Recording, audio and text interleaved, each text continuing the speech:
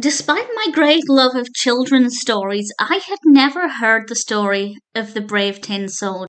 I was really keen to check out the ComiColor cartoon to see what it's like. Having now watched it, I can say it's very interesting, but took a direction I was not prepared for. I also did a tiny bit of Googling afterwards, and it seems like the traditional story is ever so slightly different, but it's pretty much the same. And the ComiColor version was released in 1934, directed by Iwerks, Shamus, Culhane, and Eugster. And this is about a little toy soldier with only one leg, and he has eyes for this ballerina, this toy ballerina, and he gets into a bit of trouble, and there ends up being a court case. It's quite brief, but I rather enjoyed that scene, and we have all of these different toys and things. And then something happens, and I won't say what happens, but I did not expect it to go the direction that it did.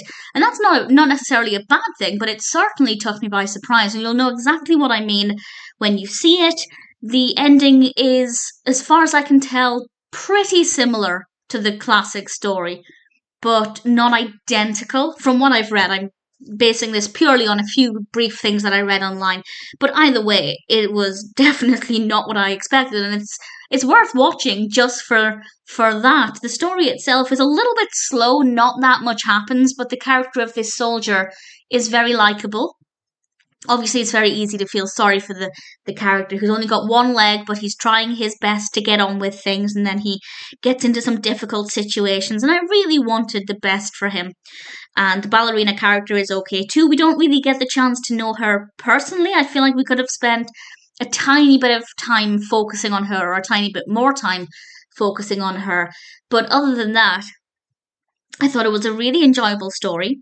Not at all what I thought it was going to be like, and beautifully animated as well. I particularly love the design of the toy soldier, but everything looks great. The backdrops are great. They've got a decent amount of detail in without being too busy and too cluttered, and I think they got the balance there spot on, and I had a lot of fun with it.